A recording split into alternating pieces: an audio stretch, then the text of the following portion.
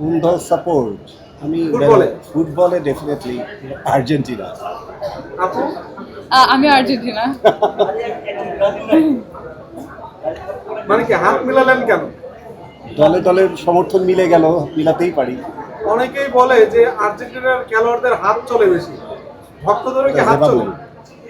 কি আর্জেন্টিনা? খেলোয়াড়দের হাত চলে বেশি, মানে হাত দিয়ে গোল। হাত দিয়ে গোল দেয়? ও, হাত দিয়ে গোল দিয়ে যদি গোল হয়ে যায় তাহলে ওখান থেকে যদি রেফারি মেনে নেয়, ওখানকার দর্শকরা মেনে নিলে আপনারা কেন নিতে পারেন না মেনে?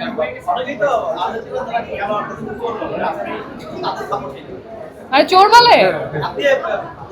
মানুষ তো কত কিছুই বলে, এত কিছু ধরলে তো লাইফ চলবে না। মানুষ আপনাকেও বলে, মানুষ আমাদেরকেও বলে, কেউ মানুষ যদি ফুটবলারদেরও বলে। মাথা দিয়ে গোল মারে, মাথা দিয়ে গোলটা দেয়, তো আপনাদের তো সেটাও একসেপ্ট করে নিতে হবে। গোল তো গোলই নাকি? গোল তো গোল, এক্স্যাক্টলি। হাত দিয়ে দেখার তো ব্রাজিলরা তো হাত দিয়েও গোল দিতে পারে না, আমি এটা কি বলবো।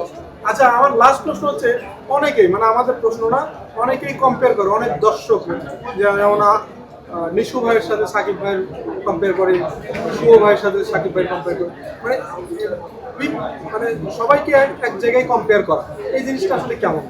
না, এখানে কম্পেয়ার করার কিছু নাই। মানুষ তো জন্মায় ডিফারেন্ট ভাবে, একজনের সাথে আরেকজনের চেহারা মিল থাকে, তার তো একজনের সাথে আরেকজনের ক্যারেক্টারও মিল থাকে না। সো এই জায়গা থেকে সাকিব ভাই আর ওরা একটা ডিফারেন্ট, শুভ ভাই আর ওরা একটা ডিফারেন্ট, অ্যান্ড নিশো ভাই ইজ আ ডিফারেন্ট থিং।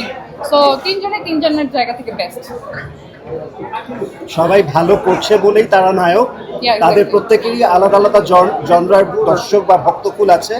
তবে Shakib Khan is totally exceptional. সে তার বহুবার পরীক্ষিত, এবং তার অরা, তার প্রেজেন্টেশন, তার বারবার ট্রান্সফরমেশন, ইচ অ্যান্ড এভরিথিং সে বারবার পরীক্ষা দিয়েছে। পরীক্ষিত আমি সাকিব তিনজনই খান। আমার অনেক পছন্দ। হ্যাঁ, দ্যাটস ইট। রকস্টার কবে দেখবেন?